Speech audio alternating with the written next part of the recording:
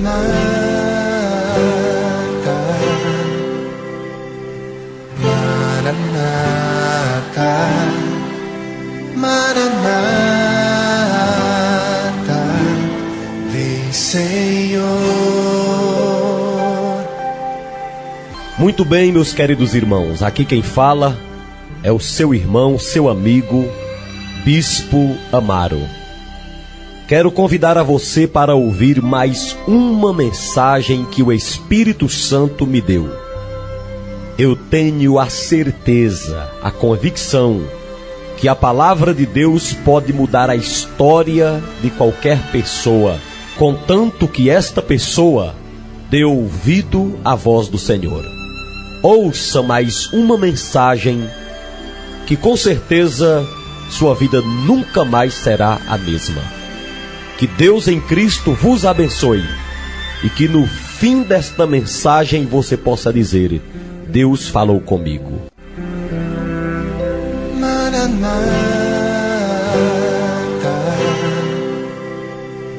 Maranatha, Maranatha, vem Senhor.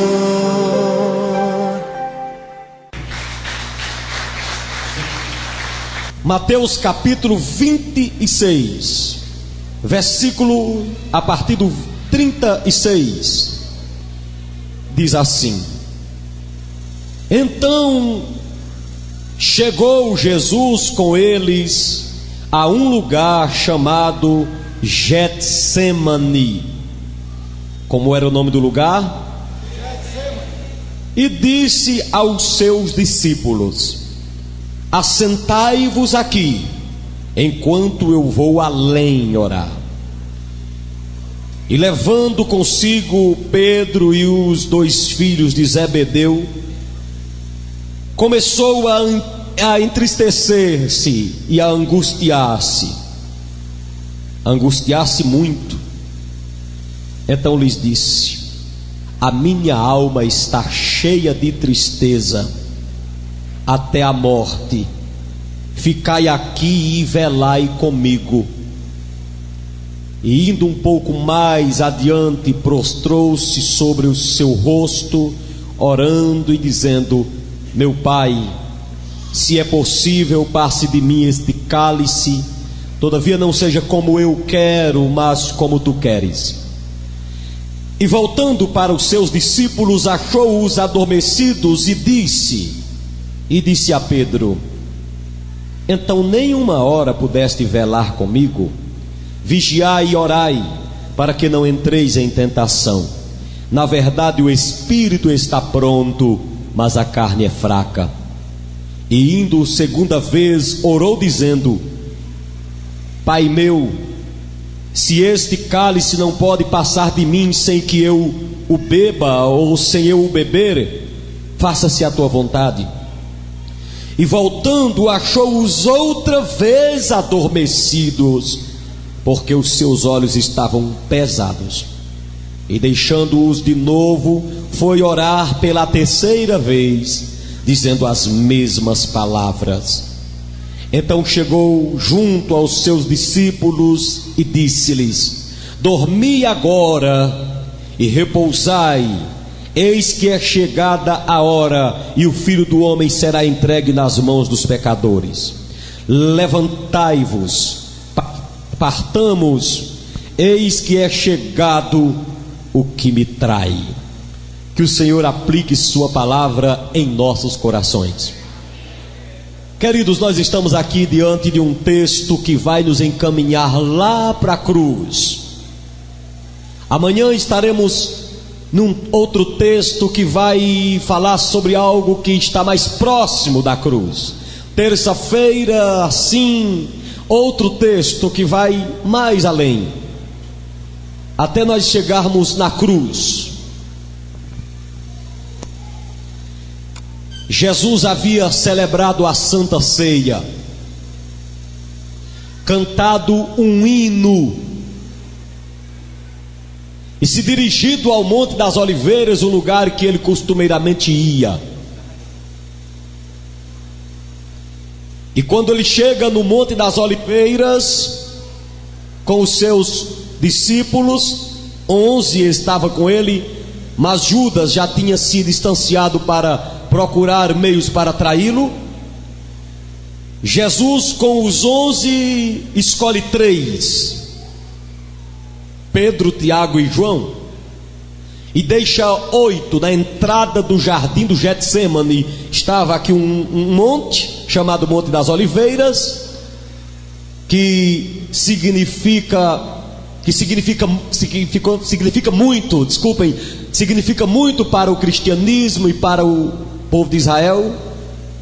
E no Monte das Oliveiras achava-se um jardim chamado Getsemane, e para entrar no Getsemane, Jesus escolhe 3. Dos 11 ele escolhe 3, Pedro, Tiago e João. E ele entra no Getsemane, e quando ele entra no Getsemane, deixa os 3 um pouco perto dele, e ele anda mais um pouco à frente. E ali a Bíblia diz que ele se ajoelha. Teve horas que Jesus orou em pé. Outra vez ele orou numa cruz, crucificado. E aqui ele se ajoelha para orar. E ele ora a Deus, ao Deus Pai, baseado no que ele estava vendo que ia acontecer amanhã. Amanhã é sexta, ele pensava. Daqui a pouco vão me prender e vão me levar à cruz, e eu vou carregar a miséria do mundo inteiro. E a Bíblia diz que ele começou a se angustiar. Os evangelistas falam desta angústia, e um deles fala que foi tão forte que ele começou a suar sangue. E quando ele começa a orar, ele pede a Deus que, se for possível, jogue fora, ou faça com que ele não seja preciso morrer aquela morte. Se for possível, Senhor, não deixe eu morrer essa morte aí. E ele volta para onde tinha deixado os 3 amigos. Lá atrás ficaram 8, mas na frente ficaram os 3 mais íntimos, e ele encontra os 3 dormindo. E ele foi muito duro para Jesus, porque ele precisava da companhia daqueles 3. E ele volta pela segunda vez e ora e diz a mesma coisa: Pai, se não é possível passar esse cálice de mim, então faça-se tua vontade. E ele volta e eles estão dormindo de novo. Então ele vai e ora pela terceira vez. Quando ele ora pela terceira vez, ele volta, e ele já tinha dito para os discípulos: vocês não podem orar nem 1 hora, passar 1 hora, 60 minutos comigo, clamando a Deus. Eu ignoro isso. Mas eles estavam tristes demais. E tristeza demais ou deixa a pessoa acordada o tempo todo porque a pressão sobe, ou faz o cara dormir demais baixando a pressão. No caso deles aqui, ficaram tão tristes, eles sentiram o peso da tristeza e começaram a dormir de tristeza, os olhos pesados de sono. Então Jesus chega e os acorda e diz: vocês estão dormindo, mas levantem-se, vamos partir, porque o traidor se aproxima.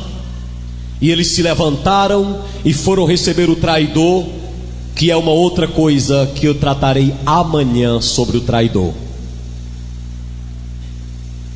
Tudo isso aconteceu em um jardim chamado Getsemane.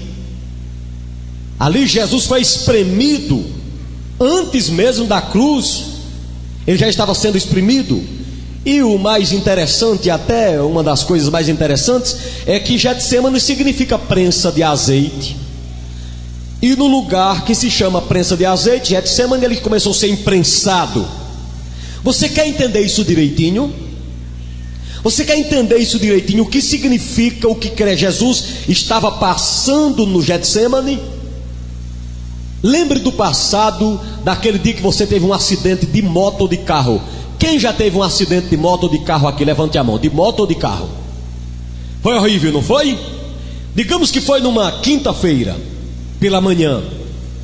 Digamos que na quarta-feira à noite alguém chegou no teu ouvido e disse assim, ó: durma tranquilo, mas amanhã você vai ter um acidente de carro. Você dormiria? Não. Quantos aqui já sentiram uma dor de cabeça horrível, de ficar quase louco? Levante a mão. Digamos que num dia antes alguém dissesse, ó, vai dormir tranquilo, mas amanhã tu vai sentir uma dor de cabeça, vai ficar doido. Você não dormia não, você ficava doido ontem.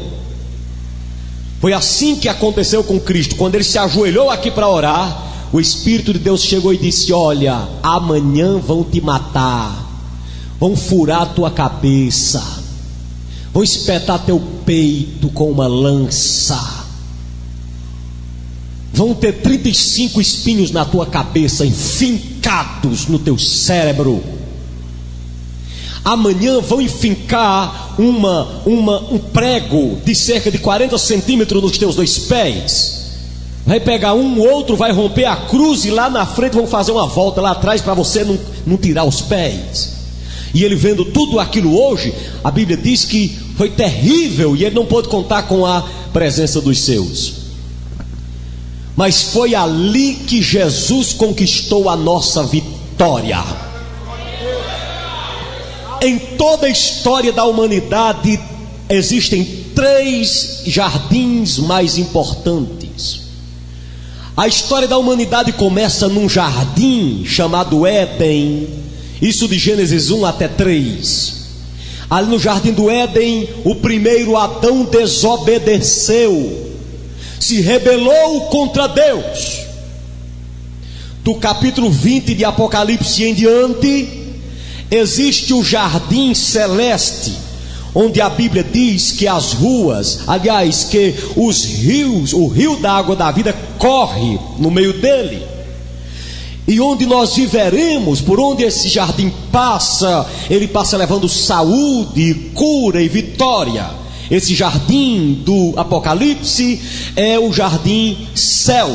Quantos querem ir para lá? Muito bem. Antes, o primeiro foi o Éden, o jardim da desobediência, mas lá na frente existe o jardim celeste. Mas no meio, entre o jardim celeste e o jardim Éden, no meio tem que existir um Getsêmani. O Getsêmani da dor, do sofrimento. Jesus passou. Nós também muitas vezes enfrentamos um Getsêmani em nossas vidas. Esse jardim, chamado Getsêmani, lá com Cristo estavam exatamente 3 amigos: Pedro, Tiago e João. Era a terceira vez que Jesus escolhia esses 3 discípulos para estarem com ele. E todas as vezes que Jesus escolhe Pedro, Tiago e João, todas as 3 para estarem com ele, a morte estava no meio, estava relacionado à morte. Jesus chamou Pedro, Tiago e João para irem ao Monte da Transfiguração.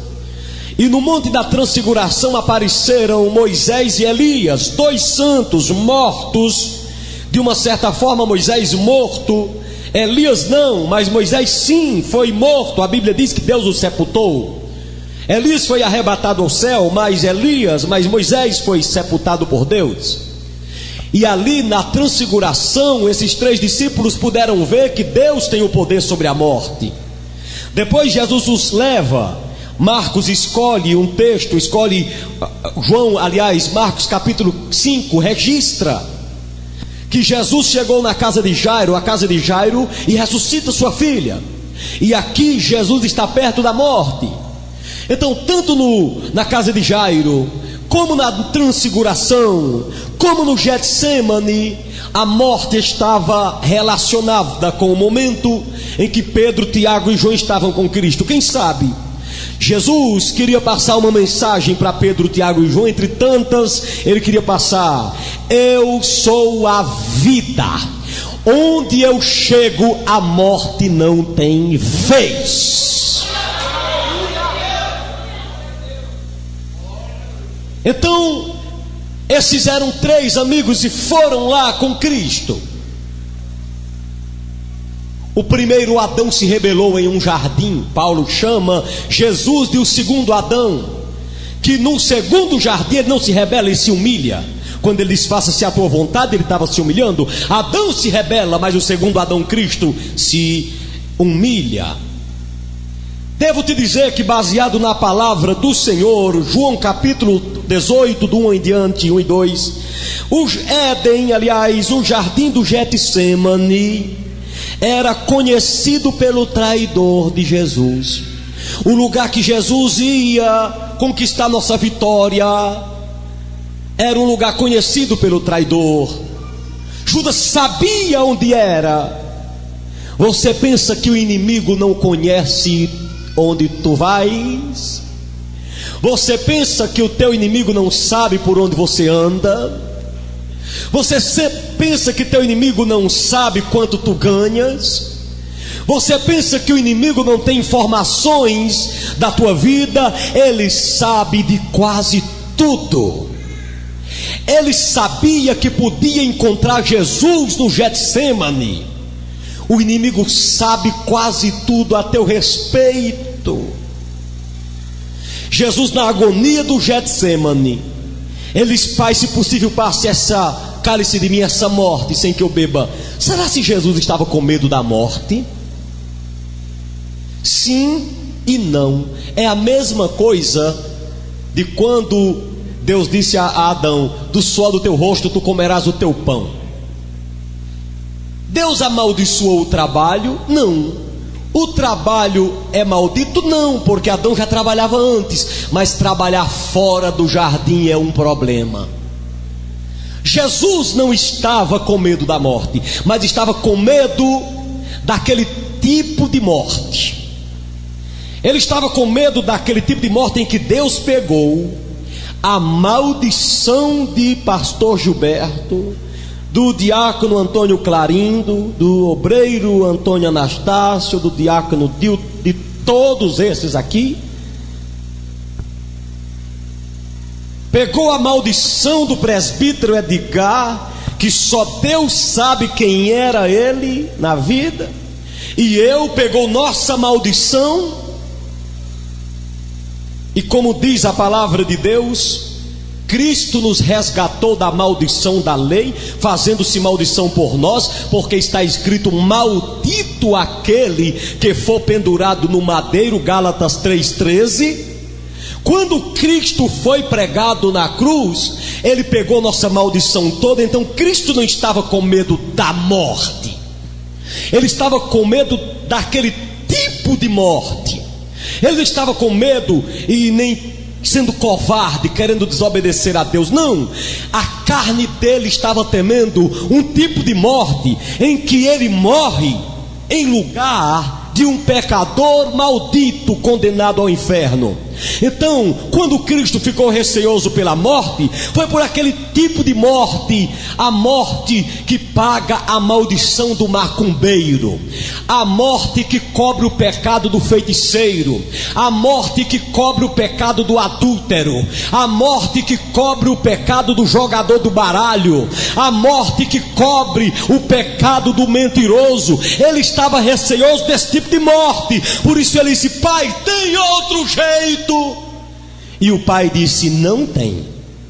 E ele disse: então seja feito segundo a tua vontade. Não era medo exatamente de morrer, era receio ou medo, se queremos, podemos dizer assim, daquele tipo de morte. Pagar o que eu fiz, pagar tudo, levar sobre si. Então, quando Estevão disse: não estou com medo de morrer, quando Mônica na história eclesiástica disse: pode matar, quando Policarpo disse: pode me levar à cruz, pode acabar com essa casca e libertar minha alma para ir para o céu, eles disseram isso corajosamente. Mas se o pecado de Cícero Amaro, bispo Amaro, a metade caísse sobre Policarpo, ele chorava para não querer morrer, porque meu pecado era o suficiente para angustiar Policarpo. Eu quero te dizer que Jesus foi ao Getsemane, mas esse Getsemane você também passa.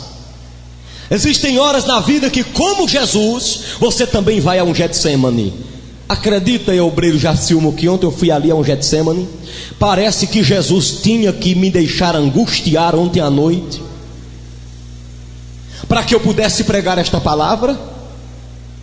Porque Deus sabe quanto que eu me debrucei na Bíblia para ver esta palavra, e Deus me revelará algo aqui essa semana.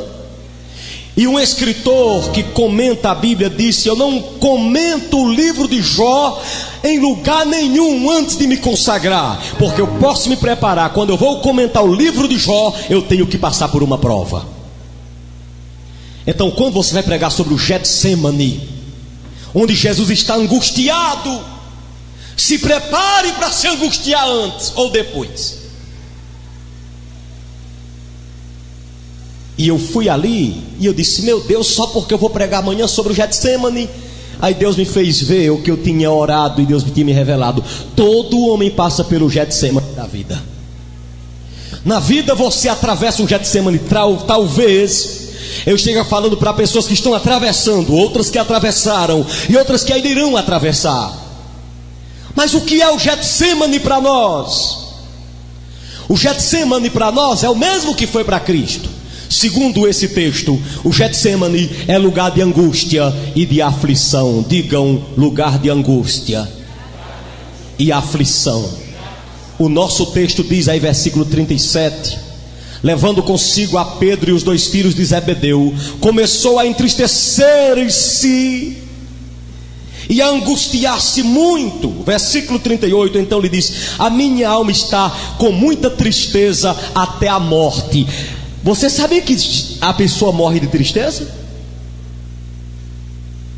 Tem gente que diz: não, mas tristeza não mata. Mata. Uns dizem: tristeza não mata, ela só maltrata. Não, olha, por favor, olha para a pessoa que está perto de você e diga: cuidado que tristeza mata. Quando você estiver entristecido profundamente, pede a Deus para tirar essa tristeza, porque tristeza mata. Jesus disse: a tristeza que eu estou passando é tão grande que ela pode até matar. Eu estou angustiado e triste até a morte. O Getsemane da vida é o momento da aflição e da tristeza e da angústia. E eu estou falando nesta noite para pessoas que estão neste Getsemane na vida, com a alma angustiada e entristecida, arrebentada. Você tinha que passar pelo Getsemane da aflição e da tristeza, da angústia. Hoje, meu Jesus, que se angustiou para tirar tua angústia, vai fazer uma cirurgia na tua alma. Pode dar glórias a Deus e aplaudir-lo.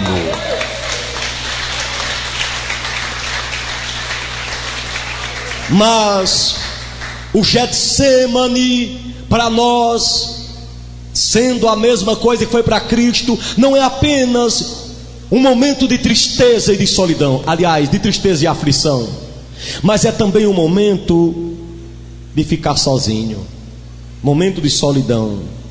Olha comigo aí, verso 40, todos confiram. E voltando, disse aos seus discípulos,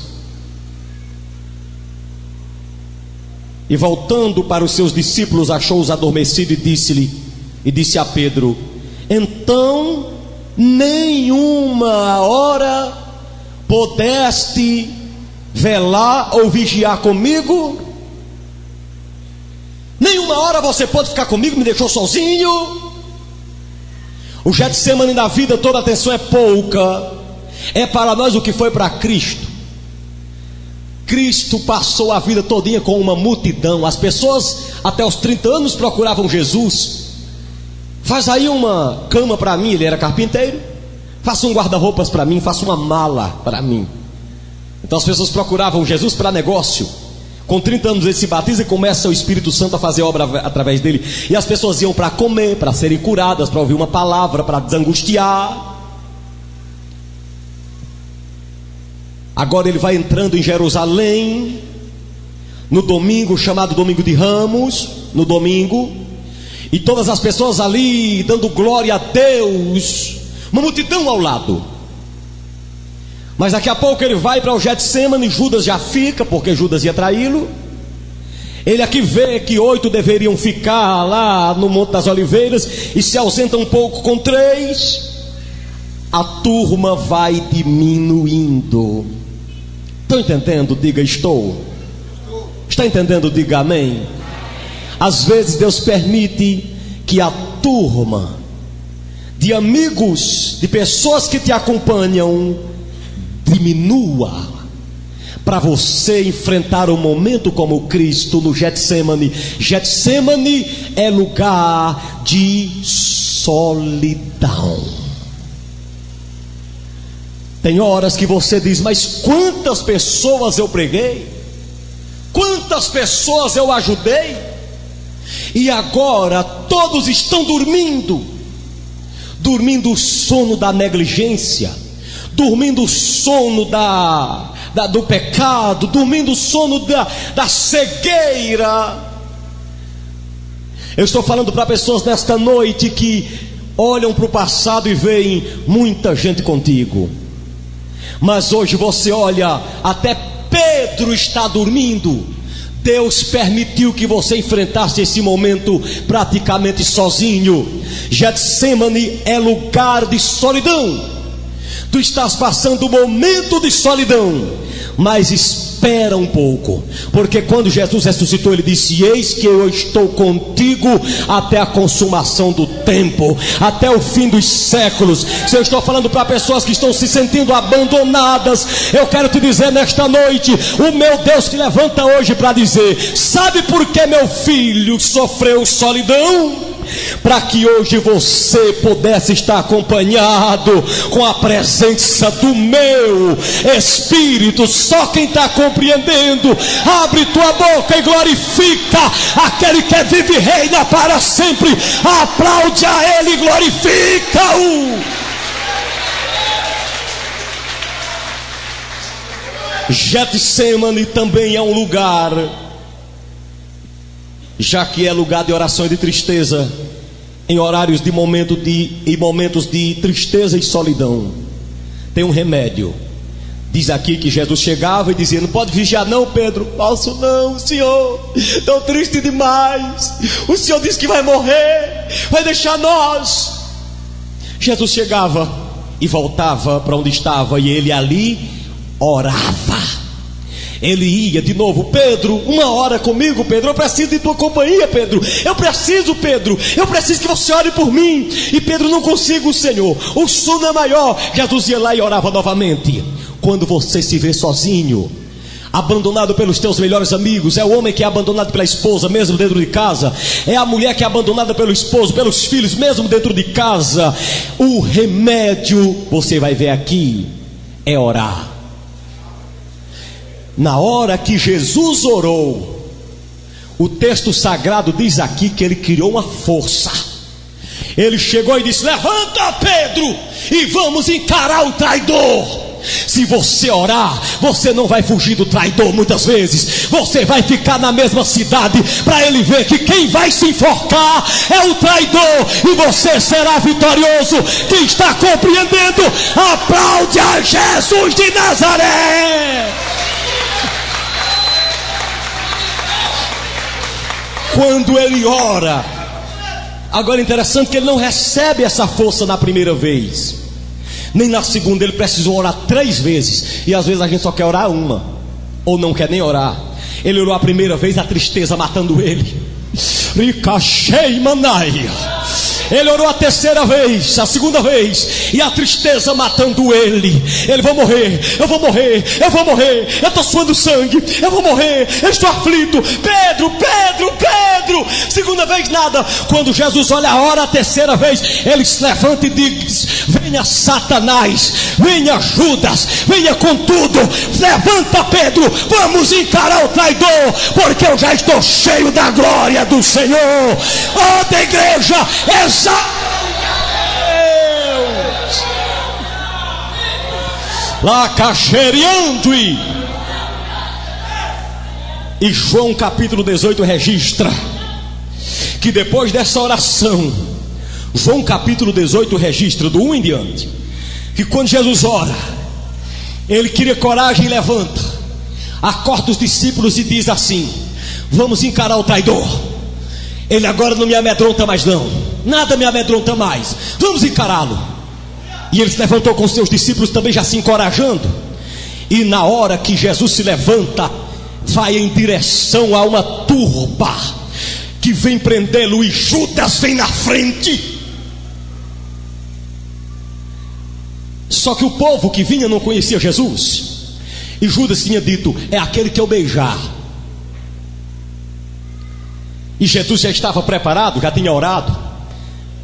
Diz para o irmão que está perto de você: ore e se fortaleça. Aleluia, aleluia. Eu duvido você orar para você não ser fortalecido.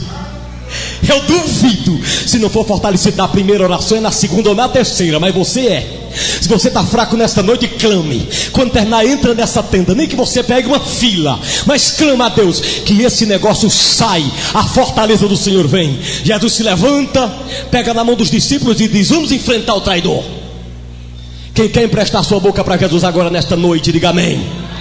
Diga para o irmão que está perto de você: enfrente o traidor, que quem vai se enforcar é ele. Vai, diz aí, quando você disser, manda ele bater palmas para Jesus e dá glória a Deus. Enfrenta o traidor. Agora espere. João diz, capítulo 18 do em diante, que Jesus estava tão forte, quando se levantou, caminhou para onde vinham os traidores, e vinha Judas na frente. Quando Judas vem na frente, aí um grita no meio e diz: Jesus grita, tão encorajado ele estava, Jesus diz: a quem buscais? Diga amém. A oração fortaleceu o homem. A quem buscais? Estava mais com medo não. A oração tira o medo. Aí um disse: estamos buscando, procurando por Jesus de Nazaré. Cadê ele? Jesus disse: sou eu. Os guardas, quase 500, caíram por terra, porque a força de Deus estava em Jesus de Nazaré. Ora, que você vai fazer Satanás cair por terra. Termino para eu entregar a ceia. Alaia coustui, la mãe duin oi cocheia. Getsemane na tua vida é lugar de oração, lugar de aflição, é lugar de angústia, de solidão. Porém, só Lucas registra algo, e eu vou ler para vocês no capítulo 23. Aleluia. Só Lucas registra algo no capítulo 22, melhor falando. E eu vou ler para você o versículo 43. Getsemane é lugar de aflição, de solidão, de oração. Mas olha o versículo 43 de Lucas 22. E apareceu-lhe um anjo que o fortalecia. Vou ler de novo. E apareceu-lhe um anjo do céu que o fortalecia. Getsemane é lugar de aflição. Getsemane é lugar de solidão. Getsemane é lugar de oração. Mas Getsemane é lugar de consolação. Na hora da maior luta, veio um anjo do céu. Ontem, de alguma forma, veio o obreiro Jacilmo. Lachore clanto imanai. Aquilo que tu fizeste ontem sem saber, o meu Deus vai te retribuir. Se Deus me der 120 anos, eu testemunharei isso para sempre. Na hora da aflição de Cristo, um anjo do céu veio e fortaleceu Cristo. Getsemane também é lugar de consolação. Estou falando nessa noite para pessoas que estão enfrentando um momento de tribulação e de tristeza e de solidão, mas tu tens orado. Prepare-se, prepare-se. Um anjo do Senhor vai se desgarrar do céu, vai deixar a corte celestial a mando de Jeová, aleluia. Ou vai se despreender de alguma casa em forma de um diácono Jacilmo ou de um diácono Flávio, e vai estender a mão e vai te confortar. Só quem crê, rasga a boca e o coração e levanta as duas mãos aos céus e fica de pé, dando glória a Deus e aplaudindo. E aleluia, esse Getsemane, tu tens que passar por ele. Quem pode aplaudir? Quem pode dar glória? Quem pode aplaudir? Quem pode falar em mistério? Quem pode profetizar? Quem pode barulhar? Bagunça o inferno, povoa o céu. Recebe o conforto do Getsemane.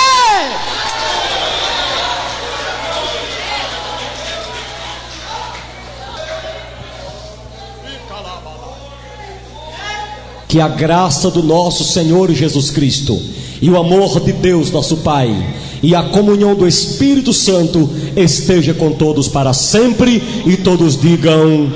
E todos digam,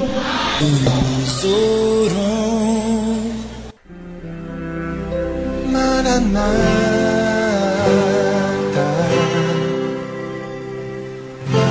Maranata, Maranata. Senhor. Glórias e honras sejam dadas ao nome soberano do Senhor. Graças a Deus por mais uma mensagem que, pela providência divina, pude levar até você. E eu espero que você, a partir de hoje, ande de uma forma diferente diante de Deus. Se você quiser adquirir outras mensagens do Bispo Amaro, este que vos fala, ou efetuar o seu convite para a sua conferência, entre em contato conosco, que será um prazer atender a vocês. Vai aí o número do nosso telefone fixo. Anote: 0 operadora 88 3531 0324. Também você pode nos contactar pelo meu e-mail. Anote: drbispoamaro@hotmail.com. A palavra de Deus é viva e eficaz. Um grande abraço e até a próxima mensagem. Maranata,